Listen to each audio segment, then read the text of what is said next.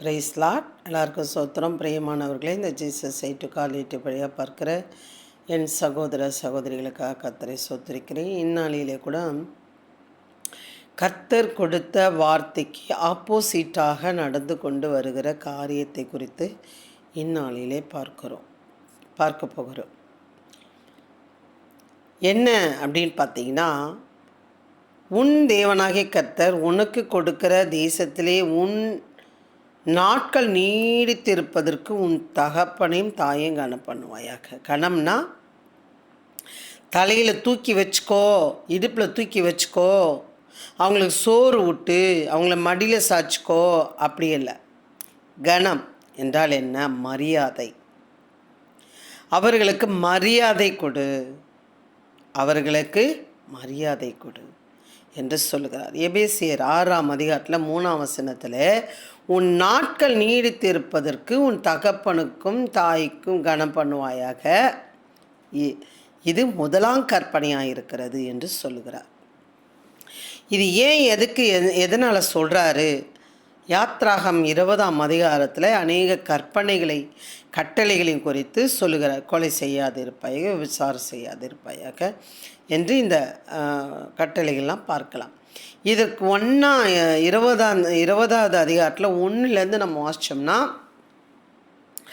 அவர்களுக்கு எப்படி வாழ வேண்டும், 6 நாள் நீங்கள் என்ன பண்ணணும், 7ஆவது நாள் என்ன பண்ணணும் என்றதெல்லாம் சொல்லி கொடுத்து, அப்போது அந்த தேசத்தில் போய் நீங்கள் இப்படிலாம் இருக்கணும்னு சொல்லி கொடுத்துட்டு, உன் தேவனாகிய கர்த்தர் உனக்கு கொடுக்கிற தேசத்தில் உன் நாட்கள் நீடித்திருப்பதற்கு உன் தகப்பனையும் தாயும் கனம் பண்ணுவாயாக.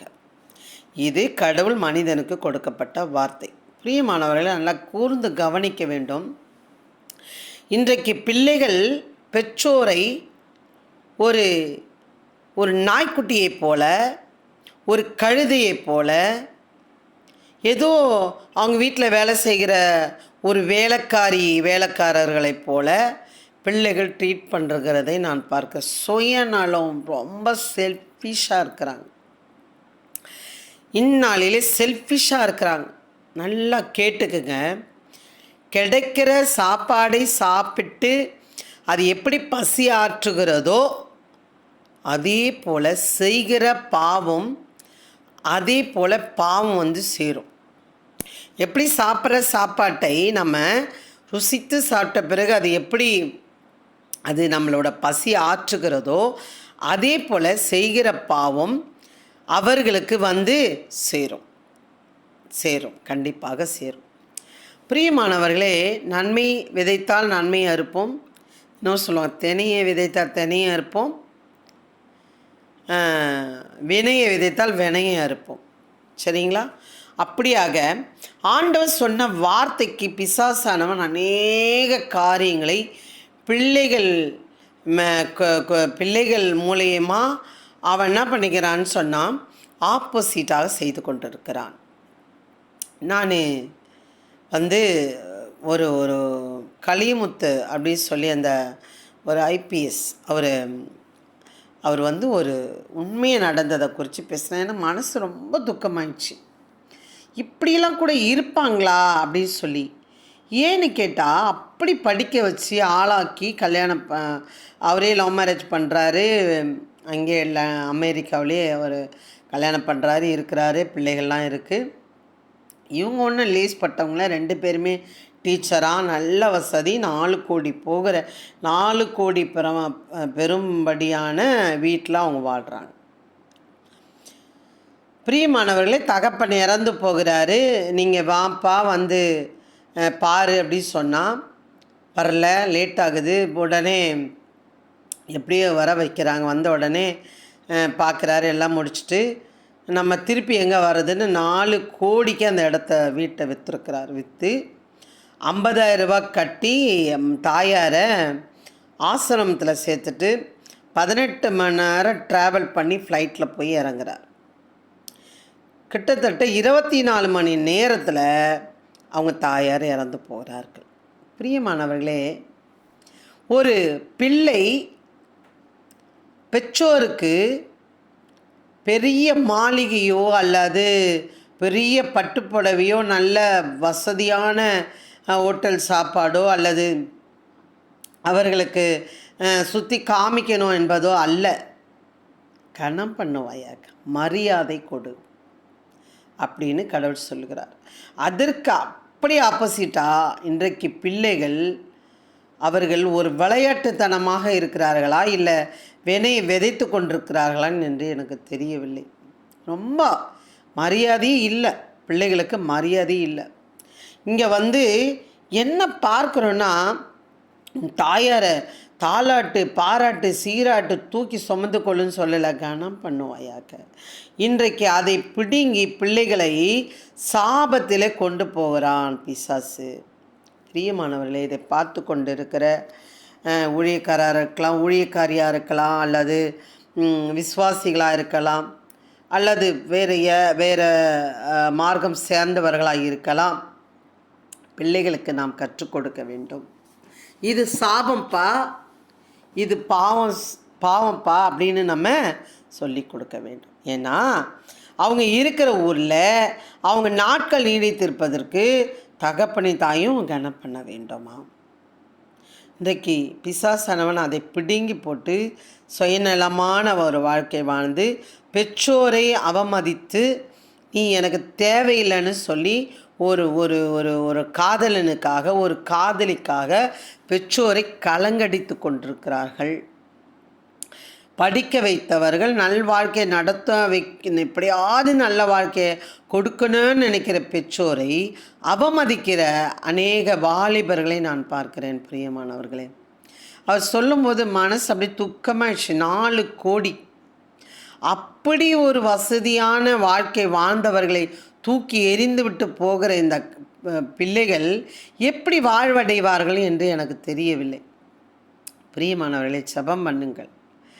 ஏன்னு கேட்டால் இது பிள்ளைகளுக்கு நன்மை அல்ல, தீமை வருவிக்கும் என்று வேதம் சொல்லி கொடுக்கிறது.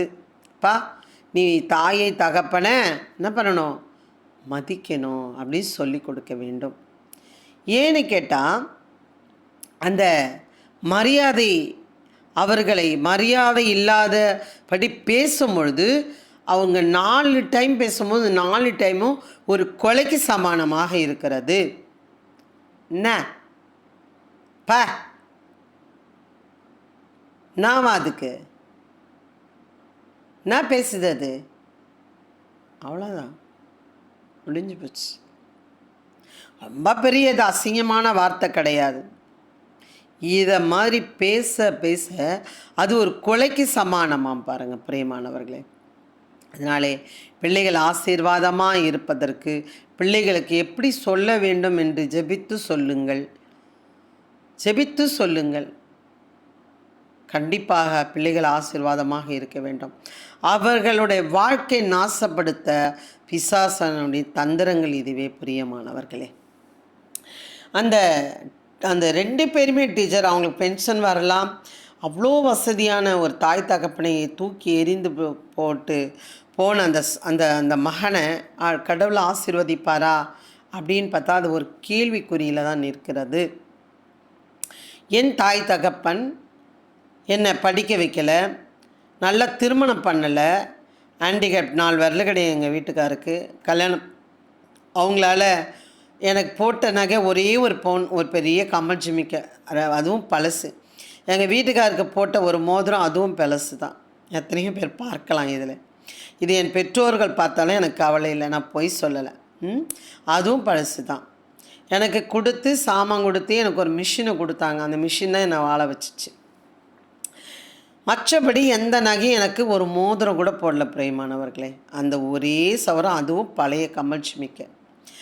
என் தாய் தகப்பன் எனக்கு உடம்பு சரியில்லைன்னு படிக்க வைக்கலை, நல்லா மாப்பிள்ளை பார்த்து கட்டலை, நல்ல நகை நட்டு போட்டு எனக்கு கல்யாணம் பண்ணலை, நல்லா வஸ்திரம் கூட கிடையாது. நான் வேலைக்கு போக ஆரம்பித்த பிறகு தான் எனக்கு பாவாடை தாவணின்னு நல்லா வாங்கி போட ஆரம்பித்தேன். அவர்களை நீயா சீ போ அப்படின்னு நான் பேசலை இது வரைக்கும். நீ என்னவா அதுக்கு அப்படின்னு நான் பேசினதில்லை. சில நேரங்களில் நியாயமே இல்லாத பேசும்பொழுது நான் கோவப்பட்டு பேசியிருக்கேன். இவங்களாம் ஒரு தாயா, இவங்களாம் ஒரு தகப்பனா அப்படின்னு சொல்லி.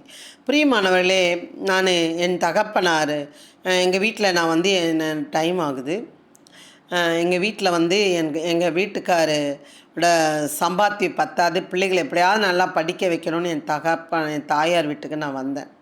2 பிள்ளைகளை பெற்ற பிறகு நாங்கள் அவங்கக்கிட்ட நல்லபடியாக சொல்லி தான் நான் இங்கே வந்தேன்.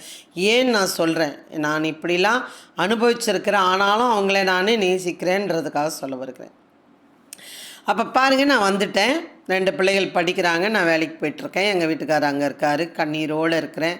ஒரு ஊழியக்காரர் எனக்காக ஜெபிக்கிறார், கண்டினியூவாக ஜெபிக்கிறார். பின்பு அவர் வந்தார். ஓகே, அப்போது ஒரு தீபாவளி டைமில் என் பிள்ளைகள் பட்டாசு வெடித்து கொண்டிருக்கிறாங்க.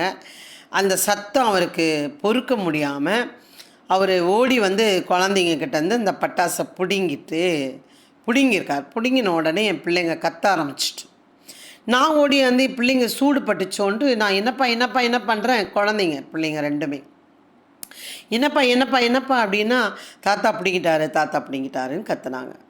அப்போ நான் சொன்னேன், பிள்ளைங்க பட்டாசு வெடிக்க தானேப்பா, எதுக்கு நீங்கள் பிடுங்குறீங்க அப்படின்னு நான் கேட்டேன். அதுக்கு என்ன பண்ணார், நான் இங்கே இருந்தால் அடிப்பேன், நான் இங்கே இருந்தால் என்ன பண்ணுவேன், அடிப்பேன் அப்படின்னு சொன்னார். நான் அவங்க வீட்டில் இருந்ததுனால நான் இங்கே இருந்தால் நான் அடிப்பேன் அப்படின்னு சொல்லும்போது, அப்போ நான் சொன்னேன், சரி நாங்கள் இங்கே இல்லை, நாங்கள் செத்து போகிறோன்னு சொல்லிட்டு 2 பிள்ளைகளையும் கையில் எடுத்துகிட்டு நான் ஓடினேன். என் ரோடை தாண்டினா பெரிய கிணறு ஒன்று இருக்குது எங்கள் அம்மா வீட்டாண்ட. நான் ஓடும்பொழுது எங்கள் அப்பா ஓடி வந்து, உங்கள் வீட்டில் போய் நீ சாவு, இங்கே சாகாத, உன் வீட்டில் போய் நீ சாவு, இங்கே சாகாதன்னு சொல்லி அவரோட செருப்பை எடுத்து என் தலையில் அடித்தார். அதுலேயும் ஒரு அடியில் பட்டுன்னு தலையில் அடித்தார். இந்த சின்ன விஷயத்துக்கு நான் இவ்வளோ பெரிய அநேக ஜனங்கள் பார்க்க நான் அந்த அடியை வாங்கியிருக்கேன். 2 குழந்தைக்கு தாய், அடுத்தவனோட மனைவி, நான், என் கணவரும் இருக்கிறாரு.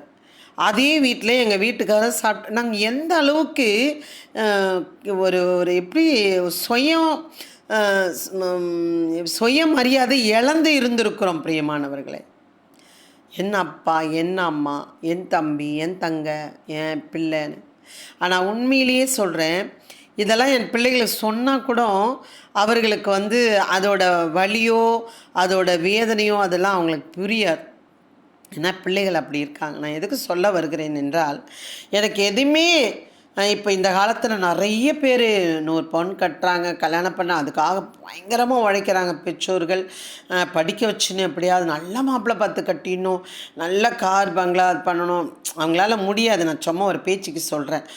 அப்படி இருந்தும் பிள்ளைகள் வந்து என்ன பண்ணுறாங்கன்னா, கொஞ்சம் கூட ஒரு நினைக்க இல்லாமல், மரியாதை இல்லாமல் அவர்களை அலட்சியம் பண்ணி விட்டு போகிறார்கள். அது கண்டிப்பாக அவர்களுக்கு சாபமே தவிர புண்ணியம் கிடையாது, நன்மை கிடையாது. அது ரொம்ப ரொம்ப பாவம் என்று வேதம் சொல்லிக் கொடுக்கிறது. இன்னமும் அவர்கள், என் தகப்பனார் வந்தால் அவருக்கு என்ன பிடிக்கும், மீன் குழம்பு பிடிக்குமா செஞ்சு அப்படியே வைப்பேன், கறி குழம்பு பிடிக்குமா செஞ்சு அப்படியே வைப்பேன்.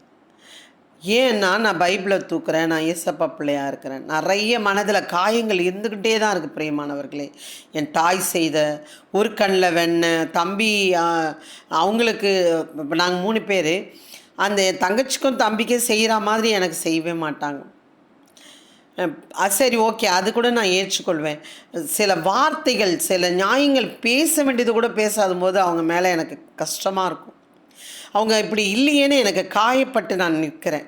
ஆனாலும் என் வீட்டுக்கு வந்து அவங்களுக்கு என்ன பண்ணுறேன், நான் செய்ய வேண்டியது செய்கிறேன்.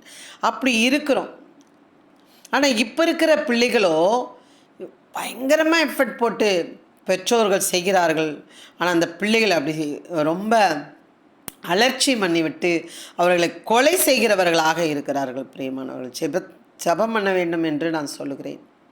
இதை பார்த்து கொண்டுகிற வாலிபனே, வாலிப பெண் பிள்ளையே, நான் எச்சரிப்பின் சத்தமாக சொல்லுகிறேன், இது கனம் பண்ணுவாயாக உன் தகப்பனி தேசத்திலே உன் நாட்கள் நீடித்து இருப்பதற்கு உன் தகப்பனை உன் தாயும் கனம் பண்ணுவாயாக. இன்றைக்கி பார்த்தீங்கன்னா வயதானவர்கள் 90, 80, 70 வயசு இருக்கு. ஆனால் வாலிப பிள்ளைகள், எத்தனையோ பிள்ளைகள் வியாதியில், ஆக்சிடெண்ட்டில் அநேக பேர் பிள்ளைகள் மரித்து கொண்டிருக்கிறாங்க. வியாதியில் ஹாஸ்பிட்டலில் நிறைய பேர் பிள்ளைகள் வியாதியில் இருக்கிறார்கள். என்ன சிந்தித்து பாருங்கள் வாலிப பிள்ளைகளே.